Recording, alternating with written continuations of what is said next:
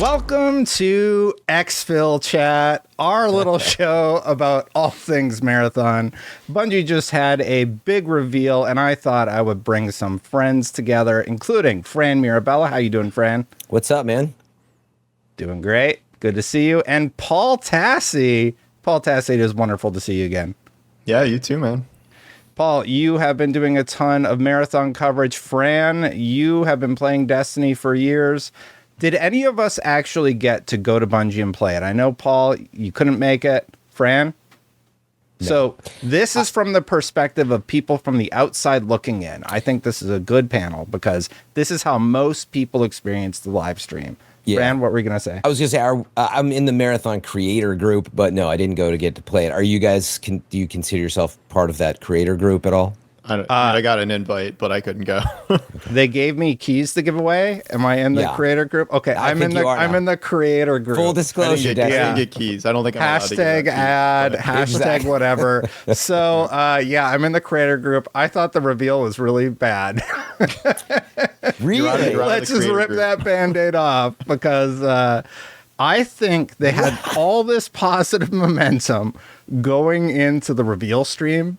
And then they aired that dumb robot driving into people's crotches for 2 hours. And I'm like, go back to the viral marketing. I don't want to see the robot anymore. Come on. And I think overall sentiment has been unfortunately negative. Now, I say that with a caveat. I've played this game Delta Force, and I've played their version of what Destiny is doing here, and I loved it.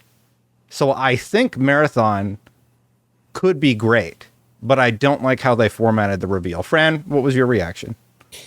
I mean, look, yeah, you hit on a lot of stuff. I do think it's worth setting up. Like, probably none of us on this panel are truly the people to talk to about this. Now, what I mean by that is, like, we play tons of games. I'm sure we all have different DNA, right? We're obviously Destiny players, so we do have that. I was a Halo player, but like, I assume it's really heavily targeting, Apex players, Warzone players, Tarkov players, Hunt players. I mean, it being a PvP extraction shooter. Now, I did listen to some of their interviews and stuff. Like, obviously, they want to bring it to a bigger audience, is what I heard from them. They want to take a really cool format that they find really interesting and kind of break through.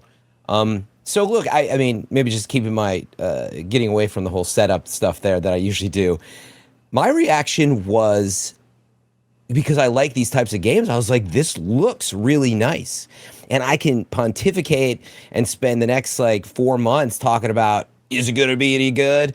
Only 1 or 2 maps, 3, maybe. That's until I play everything, it's really hard to respond. Is it any good or not? I don't know. I didn't get to play it yet. And even then, the last thing I would set up, to play an extraction shooter and not go in with your own loot and try to extract what is going to be yours is completely different than just like, oh yeah, I tested it. Mm-hmm. Absolutely. Paul, what was your reaction to the reveal? The format of the reveal, I guess, is different than what is revealed, so we'll get into that in a bit. But yeah, it could have been different. It was pretty long. It was a lot of, talking, not showing, and you can only stay on the couch for so long. And then we got the gameplay trailer. There was no one playing it live. We got the streamers as a little highlight reel of how cool they thought it was. And then there were some streams after. But the ARG before that was fun. That was cool. The soundtrack is awesome. Great. Yeah, I've been listening to the soundtrack just by itself because it's so cool. And then skipping ahead, the cinematic trailer is one of the best pieces of video game marketing I think I've ever seen. And then the middle, the actual reveals part was not great. But I don't know if it's a problem with formatting or the literal, sense of what was showed, because I don't know if they could have packaged that much differently, to really convince people that it might be different than the way it looks, or it didn't come off that well just because of the trailer they made or something. So I think that's a separate issue. The reveal itself could have been better, but I think there are larger questions at hand here. I guess I'll be the opposite of Fran and in terms of saying it's good, I guess I'm not, I've never viewed myself as the target market for this anyway. I'm obviously going to give it a chance, but my business is kind of pulling out and looking at the larger industry and how these games have fared, where Bungie's at, stuff like that. So I've plenty of thoughts about that. Yeah, it was just my producer brain just went into overdrive. I'm like, why are you still on the robot? Why are you talking about a game nobody has context? Man. The robot wasn't that big of a deal. It was well, I started 2 hours early, so I'm just watching this robot, and I'm like, go back to the ARG stuff. That was cool. It was like, we have something special, and I'm like, okay, well, that's not great. But let them have a little fun. In terms of what was actually, the reason it bothers me, Fran, is because I think they had really positive momentum going in. I was really, really stoked and hyped, and I felt like that kind of brought it down. And then to go to a round table of people after like the sizzle trailer, who were talking about the nuances and minutia of this game that we don't really know what it is yet. All we had for context was like the 2-minute trailer. So yeah. In hindsight, though, going back and watching what the game actually is going to be, I think it's stronger than what people are realizing. And I think the reveal soured that a little bit. If I could say one fast thing on that, and I was curious if you guys noticed this with how everything rolled out. It's like, yeah, the reveal to me, it really focused on the branding and the action. And when I watched it, at first, I personally, I didn't even set this part up, but I've played tons of DMZ. I played quite a bit of Tarkov. I like these games. Mm-hmm. And when I was watching it, I was like, this looks like closer to Apex Arenas in a bigger setup of like PvP Battle Royale inspirations, because the way they showed it was very heavy on, okay, we got to show shooting. We got to show engagement. And it seems like... Did they show extractions? I don't really remember. They showed Exfil, yeah. Did they? Briefly, maybe. But to that, I felt like they were worried, how do you show an extraction shooter on a reveal? And I just think it's worth putting out there. I think it is challenging. And then they rolled out all this footage, all these creators that played it. And I think they've really got their work cut out for them to try to bridge that. Yeah, well, honestly, the strongest asset, if you're watching the show or listening and you haven't gone and watched it yet, go watch the 20-minute creators actually play the game, where you can get an idea of how a mission will flow. Or go play Delta Force, if that game is on, and go play the extraction shooter portion of it. Because in terms of the key tenets of what this game is going to be, you have heroes that you choose from in both those properties. And I played a ton of Delta Force, and I really, really like it. You can go tackle the world objectives. Rare loot is available for the taking if you can take out the other teams on the map who are also trying to get in and get out, and there are story elements to it. So as soon as I saw the gameplay, I'm like, it's that. Like, I had that one-to-one correlation. But don't you like the game that you're describing? And doesn't Marathon have all those things? So what's I do. So there's But does it have something else on top of that to make it stand out from these other existing games? Like, people have been playing Tarkov for what, like 6, 7, 8 years? Gray Zone. How do you peel off Tarkov players, you know what I mean, from a game that they're so entrenched with and they're happy with? Like, is this going to be that much, better of a shooter or an extraction shooter to get that crowd? And it's Bungie. I fully believe the shooting is going to be amazing and feel really great, because that's always how it is. But if I can hear one thing, it's like, you're right, Fran, about Apex. Like, it just screamed Apex to me. It was like a mix of Apex and Destiny in terms of gameplay, to the point where it felt a little dated. I thought it just didn't seem, quite as modern as other games. So it felt like, other than the art style, there wasn't really anything that didn't exist already. And I was hoping, maybe for the reveal of some kind of bigger type twist, which so far doesn't seem to have happened. That's a high bar. I feel you on that, though. Yeah, it feels like a melding of things. And part of that is, that's what I was getting at. It's like, but wait, this is a high polish extraction shooter from a legendary studio. Now they've changed a lot over the decades, but on paper, you're like, that sounds really good. Yeah. So the bar becomes, oh man, I don't know if I want to pay, if it's $40 for a Bungie game, as opposed to, in other words, what if this was an unknown Polish studio and they just revealed this really cool looking game and had 10 creators out that are like, this is super cool looking? The conversation, I feel like, would be very different, and fairly, because you have to hold them to this standard. I don't know, Fran. I think it would have been disastrous. How's it? Yeah. If this wasn't I feel like Bungie, the opposite of that. Sorry, Really? Paul, you go ahead. Sorry. the $40 price point is a huge deal, I think, in this market. I get that other maybe extraction games do have prices and stuff, but we do have to compare it not just to extraction shooters, but the entire PvP market. If you're trying to pull off Apex players or Warzone players or all these other different games, Marvel Rivals is this huge hit and it's free.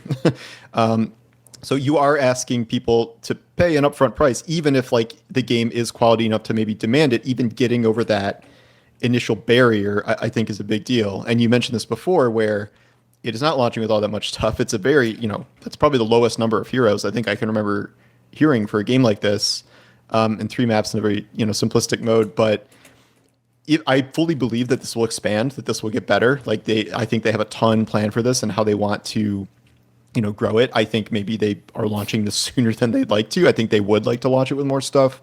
But if you are charging up front, you can't really tell people like, oh, the good stuff is coming later, because you're already asking for the money now without any real kind of previews of what's coming. So I other than just like, is this standing out enough? The price point is what I hear people talking about the most often. And like, sometimes it works, Helldivers, sometimes it doesn't. Don't want to say the cursed game, but Concord had the $40 too. So that to me is a really big risk. So yeah. I mean, what's the right price? I was just out of curiosity. $0 free. It's got to be like, it's got to be free, because with a new IP, it is probably $0. Like it kind of sucks. Like, I don't love the free to play market. I wish, it wasn't like that, but also we're in an industry where it's not just $40. There's going to be $10 battle passes. There's going to be $15 and $20 skins. And those other games have that, but they're also free. So once again, it kind of seems like, they're double dipping, but like, they're not the only game that does that, but that is a narrative that comes out of this decision to charge upfront for it. So we also don't know it's $40. They're just saying it's a premium title. It could be $50. We know it's not going to be full priced, but it could be $50 for this game. It is Bungie. And I'll say this, I believe in Bungie. I'm excited to play this game, but you got to be blind if you're not looking at the discourse online and the reaction to it. My immediate reaction to how they presented it in the stream was, I don't know about this. I don't know if this is going to resonate. And then the more that I learn about it and I start diving into the details, I'm like, oh, okay, I have a game like this that I really, really enjoy. I've watched the creators play it. Like I said earlier, go watch the 20 minutes of gameplay. I think that's their strongest asset. And then come to a determination about how you feel about it, because how they presented it really soured the perception for a vast majority of people. It's not just like, it wasn't just like Destin being crazy. I got a doctor appointment reminder for my son. Sorry. So it totally threw me off. Yeah, it's not just me being crazy. It's not just cynicism. Yeah. It's not just the usual contrarians like myself. It's kind of everybody not really sure how to feel about this. You got Destiny fans who aren't really sure how they feel about it. You got the shrouds of the world saying they're giving too much info. Part of the things that make an extraction shooter special is withholding those details so people can discover when they find a cool thing for themselves. Do you think they're giving too much info? Yeah, in terms of like the value of the items was one thing that he highlighted, because in other games, when you get a cool piece of gear, you sort of learn that it's a good piece of gear through the community interactions and through being able to utilize it. Bungie's just giving you all the info, and he's worried about that player skill level. Like Path of Exile 2 does this. I would even say Destiny does this a little bit, where you kind of get a weird gun and then you level it up and it turns out it's an exotic, like Necrochasm back in the day. So if they're just giving you all that info up front, maybe a little of that magic could be lost. I actually had to run a show, believe it or not. The overall sentiment has been negative. Do you think playing it will get people to come around? Do you think people are going to play it and that sentiment will change once that alpha comes around? We'll start with you, Fran. I don't know. The way that you guys are talking about it, I don't know anymore.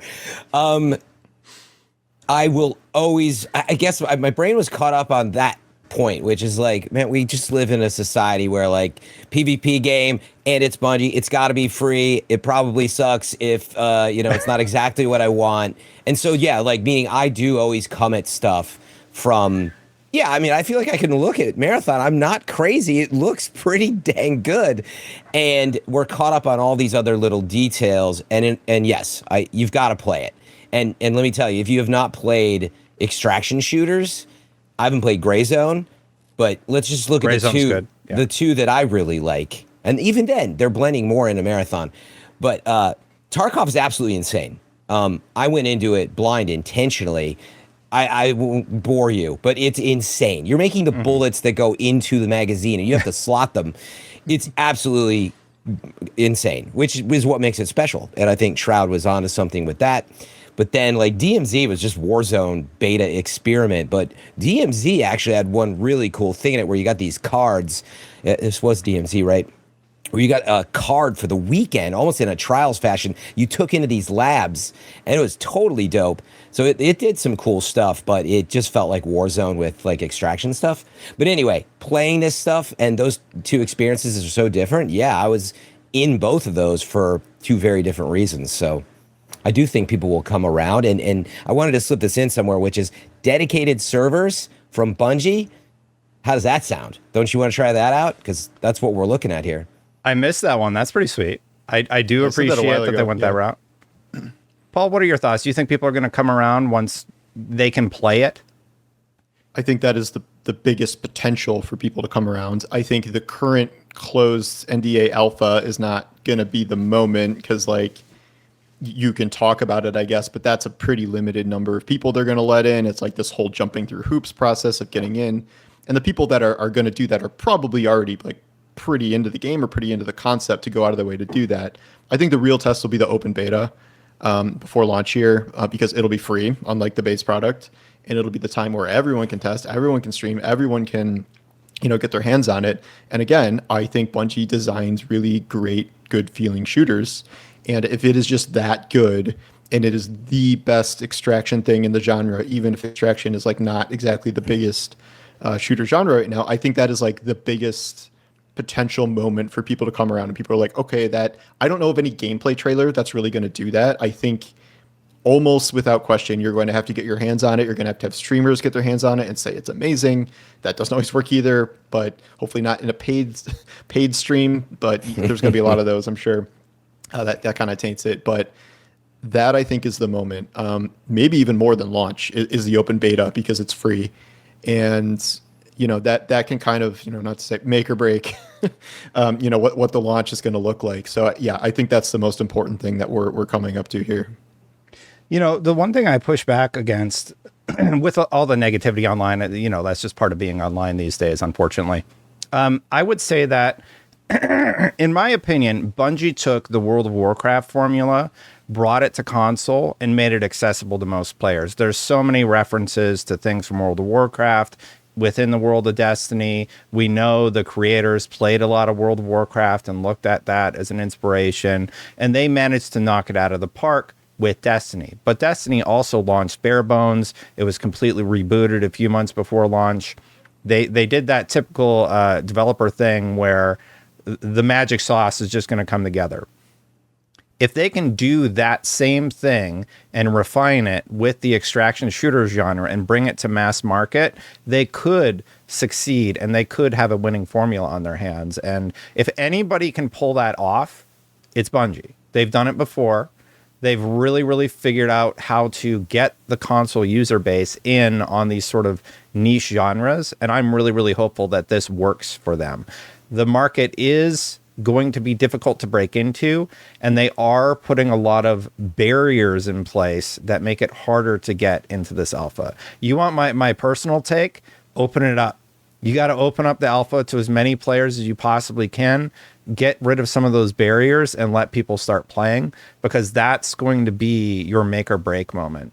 But isn't that what they're doing? I mean, closed alpha, make sure they smooth out a couple bugs, and then I assume there will be an alpha in May or June or something. Yeah, there's a free beta after the alpha, but I think this one it's limited because of like server stuff. That's like, at least it's a North American technical test. I know that, so maybe I don't know about the Right. NDA, but like closing it off, I think might be for that reason. Yeah. Right. You know what's going to happen, friends? Somebody's going to go on SteamDB. They're going to look at player numbers, and if those player numbers are 1,000, you can extrapolate Paul's the data. someone Yeah, well, being me, everybody's going to do that because it's a public data point, and we can all look at that and say, well, if that's the numbers on Steam, Yeah. who It's knows what it is Like on everyone console. makes fun of that, but like it is important. You can see, the ones that have super broken out, Marble Rivals, Helldivers. Guess what? That was shocking. Schedule one. Steam results. Yeah, Schedule One. Yeah, God. I bet people are so pissed they spend like 7 years on a AAA game, and then this one dude makes like drug dealing the game, and it's like the most popular game on earth. But like again, like the low player counts matter. Like the other than the aesthetics or whatever. I keep going back to this, but like the Concord open beta that got like a couple thousand players on Steam, you're like, well, that's going to be more than launch, and then launch was like 700. Is no it way do I think this cool? is going to be. It tells you, is this game cool or is it not? And if it's not cool, why am I going to spend time on it? So those numbers matter, in my opinion. Yeah. They do. I hope we can agree, though, that, I mean, look, you need a player base, which is why, at the end of the day, of course, I'd love if the game was free. One, I don't want to have to pay for anything. Yeah. And two, you want a strong player base, but you also don't want tons of cheaters. But I hope we can also agree that if a game is just good, sometimes good games die on the vine. And like going back to Concord was not like good or great, but it was okay. It had potential. Actually, the dedicated server thing is what bothered me the most. It was just kind of like this weird little side appetizer to games like Overwatch. And I was like, I don't know. It was okay. But the point was, it wasn't like it was trash. It just, nobody wanted it. And I think those are two very different. Yeah, it's two very different conversations, right? Is Marathon going to be a success at the level we expect it? And two, is it any good? I'm more focused on two, is all I'm saying. I might play it and be like, that game was really cool, but by the way, it hit up against Borderlands, GTA 6, Schedule 1, Switch 2, and yeah, they got their work cut out for them. Yeah, I hear what you're saying, Fran, and I think most people left that unsure about how to feel about the game. I think they wanted to come out being like, yeah, Bungie cooked, it's the best game ever, and they kind of came out going, yeah, I don't know. But I think it was enough to get them to play it. I think it was enough of this is what we're building, this is the world we're creating, and you should check it out. And I think most people were tilted over to that side because of the positives. The art style is phenomenal. I really, really like that angle of it. I think you got a peek at that Bungie gunplay. Shout out to Lars and team. Yeah. Lars was there on the stage. So that feel is evident just from the footage that we've seen. And it's just curious about the heroes. Is the hero aspect going to work? Is that balance going to work? And we saw 4, there's 6 total.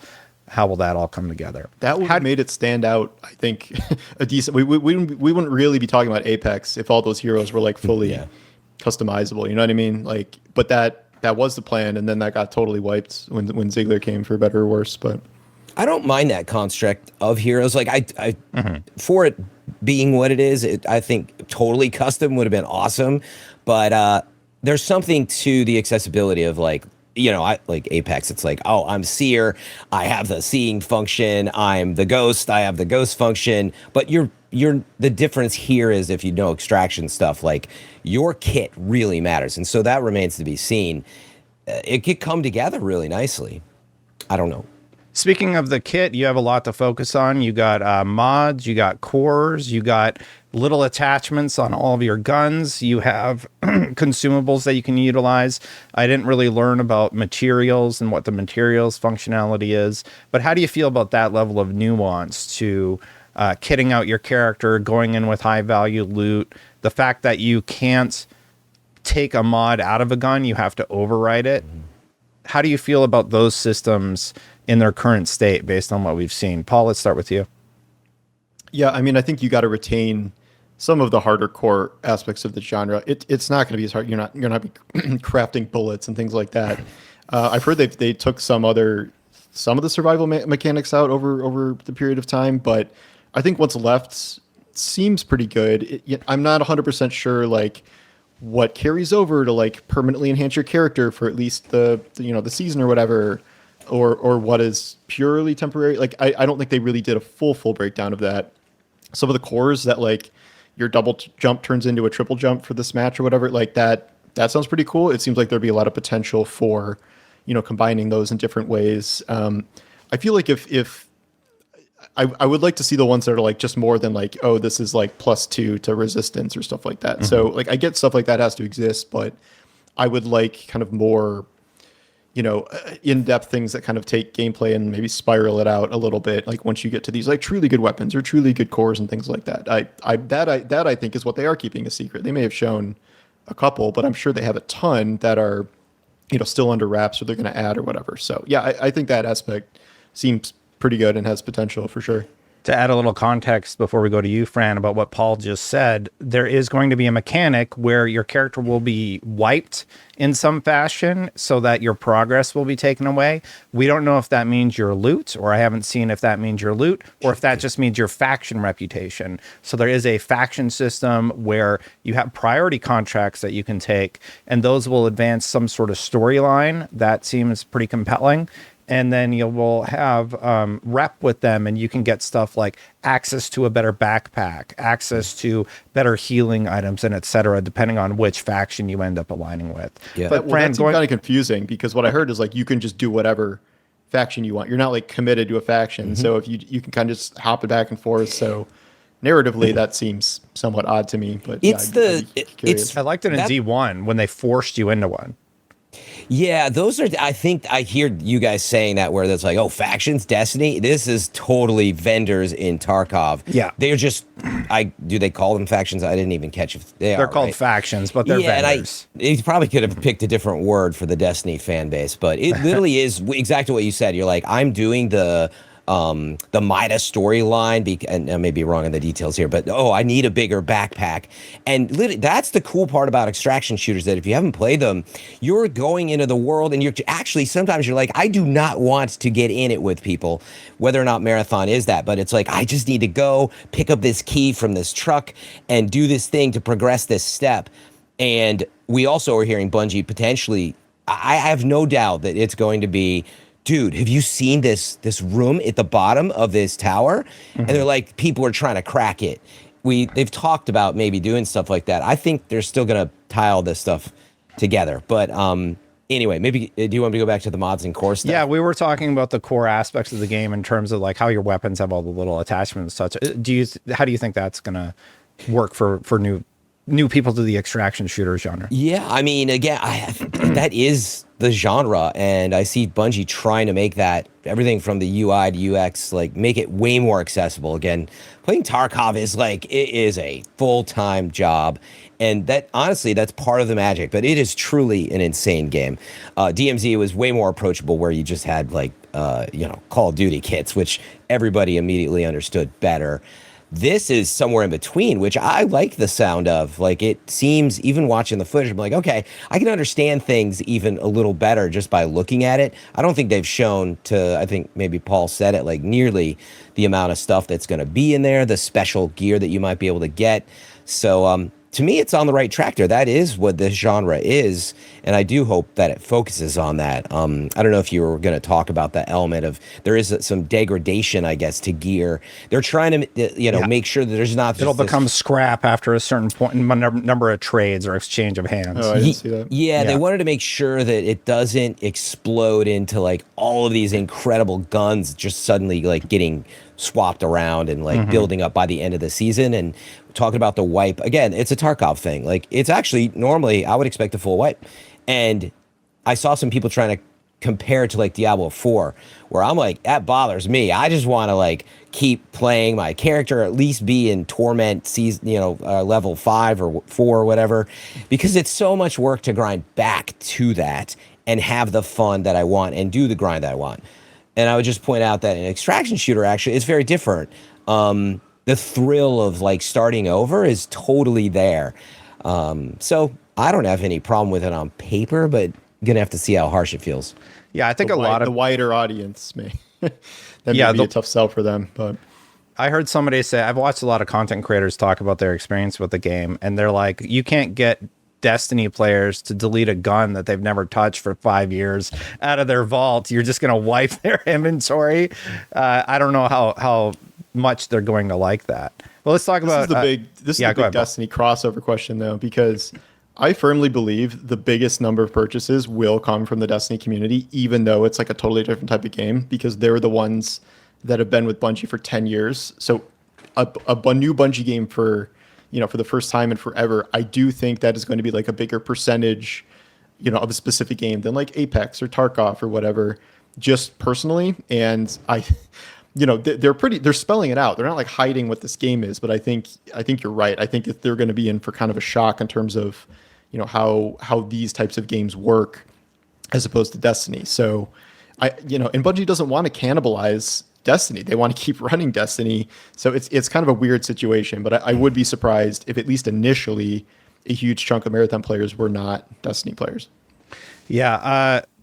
I do worry about them balancing this big game with Destiny. I know it's separate teams and I know they have a big team, but they have suffered layoffs.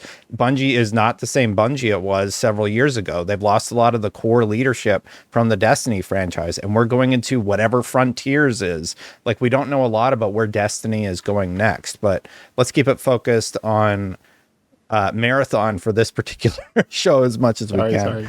Your doctor's appointment. That's what we want to hear more about that. No. Yeah, Dr. Lupo appointment. No, yeah, gonna get wrecked if I run into that guy. Yeah. Weapon archetypes, we sort of talked about that real quick. Let's talk about factions and endgame. So to go back to the faction system for a second, there are several different factions. I have them in the video I made here. Cyber Acme, Nuclearic, Traxxas, Mida are Arcane, I think, and Sekaguchi are Arakeen. Anyway, and Sekaguchi was the last one. So those are the factions. 3 of them weren't available in the footage that we saw. However, I really like the faction idea, but basically you're right, Fran. It's vendors. Mm-hmm. So they're trying to serve 2 purposes. Story by priority contracts, so you can learn more about each of the factions, and then also they're your vendors, so if you want a bigger backpack and such. And now, you get rewards normally for, like, sometimes it's the best way to get like a decent mod without having to kill someone. Yeah, and if you get totally wiped out in this game, you can have a faction sponsor you so that you can, get back in the action. You'll never be completely out, but you'll probably be scraping by with some garbage and hopefully getting a few credits to buy some new things. So there's that aspect of it going on, and I'd love to hear your thoughts on that. But then they've also hinted about Endgame that they're going to reveal at a later date. We don't really know what that is, but we have heard hints about it. So what do you think about factions, and what do you imagine this Endgame raid type thing is that they teased in the 5-minute trailer all about? Paul, let's start with you because Fran looks panicked. No. Yeah, like Fran was saying, like the factions as a vendor system is very cool. I imagine that they'll serve that same functionality despite kind of a different, confusing name. I'm excited to see how that plays into the story. It's hard for multiplayer game to properly convey story, like a PvP multiplayer game to convey story. So if progressing those, if season to season the factions are like a huge part of this and leveling them or whatever reflects that, I'm very curious about that. I've liked the ARGs, but I would rather have there be kind of just a story we can all understand at this point without decoding a million things. So if they serve the dual purpose of being a gameplay vessel for gear, but then also progressing whatever story there is in this game, I think that's great.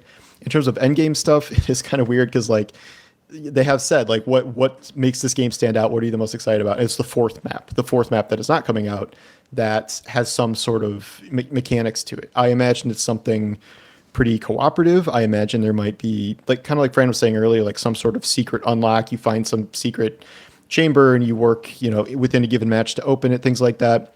It's not like the newest concept. A lot of games have that, like vaults and whatever, but a Bungie spin on it. I'm not expecting it to be like a full raid or something, even if it has, end game type mechanics. But depending on what this is, that is something that sounds like it at least could be more unique than what we've seen. And in a perfect world, this would be here for launch. I'm hungry. Paul's lunchtime. Yeah. That would be here now, but to just promise it later and not really show anything about it, I think that is kind of a core problem again, because you need people to buy it right now as opposed to just guessing at what this is going to be. Fran, factions, endgame. What do you think about all that? Yeah, no, the faction stuff, I'm going into it again with like, to me, that's Tarkov. So it's on paper, it's got what I need. I'm way less, maybe what Paul was kind of driving at. And I know a lot of players, it's important to them is like developing a story. And like, I'm like, man, I play Apex, or I did, because of the gameplay. And I really love the arenas mode. I just love the gunplay. I liked the heroes, and it was super enjoyable to play, especially when I had like some friends together. So that's all I need there. I don't need the factions to come out of the gate with like full heavy stories and cutscenes. Now, of course, I would love to have that. But again, like, it's the difference between expectation and what I've focused on for the gameplay. And so, I would even point out, like, people are talking about the number of maps, and I only played like 2 maps in Tarkov. Again, that game is insane and it's a huge investment, but like, there's so much to learn on maps that I didn't want to move between maps. So I think there's just a lot of discussion between, again, expectation of like, I want story, sure, I want lore, but I don't know if the faction and bounty stuff needs to be that. For me, that's getting gear and doing stuff in each map. That is where those need to be interesting. Endgame, that's the reason I look panicked. I was like, I haven't heard this yet, Destin. What did they say about potential endgame? Like, It was just alluded to. It was alluded to something about raids or a raid something of some with kind. a 4th map that is different than the normal maps that will have some sort of. People are just saying Different raid. They're mechanic. teasing it. Oh, yeah. Well, and that's right. I guess Tarkov has like I'm thinking it has one of these maps where it's more of like a super intense like raid like format or whatever. I heard about the ship. I think I was watching Acid Cross video, and I forget where he rounded it up. They see a ship and they shoot at it. But no, supposedly the 4th map is maybe this marathon actual ship, more heavy from the lore, and is very different and intense. But I don't know if much of that's been confirmed. But I wasn't even thinking about more endgame. Like, again, just doing the loop of hopping into these maps is already a lot of work. But I just want to run into that Boomer AI from the old game. Apparently he named himself Boomer or something. I was trying to catch up on the lore yesterday. Thanks, Hidden Xperia, for all the videos you made a year ago.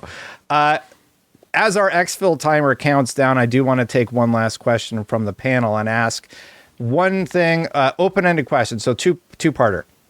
1, anything we missed that you want to cover off on? And 2, we started on a dour note. Let's end on a strong note. What are you most excited about based on what you've seen so far? Fran, you first. yeah, it's the polish of a Bungie shooter on a dedicated server. And I just happen to like the extraction format. I know it's a hard sell for some folks, but just looking at it, I love that it really stands out. I don't want any, real life looking type. There's plenty of that out there already. So I love that it kind of looks like a mesh of Destiny, Halo, and Apex, and playing a Bungie shooter on a dedicated server. Like, I just have got to do it. So I think it's going to feel great, and kind of getting back in there, maybe get some Trials vibes in that setting, rezzing a partner, on the field. Paul, what was your favorite thing? Yeah, I mean, I do like lore and story and all this stuff, but I'm also kind of deluding myself if I think that's like going to be the main thing, especially at launch, to really dive into. So it's just playing. I mean, we're not going to know. I can talk about market reception and all this stuff, but for me personally, if this is super fun to play, even if this isn't usually my genre, if a game is good enough, I will break through. I will maybe start to enjoy it. There's been plenty of games where I've never tried them, whatever type of game it is. And if something is good enough, I can just be like, okay, like this, I never really done this before, but I'm really enjoying how this is going. And like Fran said, if anyone can do it, it's Bungie. I think Bungie has the potential to do this with really any genre. And I'd be kind of debating this, whether it was Extraction or Battle Royale or Arena or whatever. Extraction, I think, is just a less known quality that fewer people are associated with. But if I play it and it's awesome and I'm having fun, that's all I need. Like, I'll play it as long as that continues to be true. And I imagine a lot of other people will. Price point, again, big barrier, but if it's good enough, maybe it'll be fine. Yeah, the more I learn about this game, the more into it I actually am. I am more positive about the actual game that's going to be made versus what's been presented this far. I'm really excited about the factions, the priority contracts, and how those are going to work with delivering a little bit of story. Are we going to get more super polished cutscenes in this world? I certainly hope so. And I'm really excited about the idea of getting into it early and allowing the community to have feedback towards a full launch. It's something Bungie hasn't really done before. They sort of did it with Destiny, where they had like a little bit of a period where a bunch of people could play. Then they shut it down for a period of time, and then they did the launch. I bet they're going to soft launch this and then do a larger launch further down the road. And I'm kind of excited about that. I like that play. But as our Exfil timer does reach the end of its time, I do want to say thank you to my co-hosts, Fran, Paul. Paul, where can people find your stuff? Just Google most video game news. I'll be in there somewhere. Just you can Google my name. I do have YouTube. I have a marathon video going up later today. So some of the stuff, some different stuff. And yeah, I'm on Twitter too. Yeah, check out Paul's stuff. Go watch that creator video. If you want an 8-minute rundown, I tried my best to make one on my channel. Fran, where can people find your work? In general, Fran Mirabella on most social platforms is a good place to catch me with the hot takes and some news sometimes. But I do stream on Twitch, FM3, normally late night Pacific time. Come by. Always a good time, great community. If you want to support, catch me there. It was great catching up with you guys. We got to go. We'll come up with a coordinated outro for the next episode, but for this one, we're out.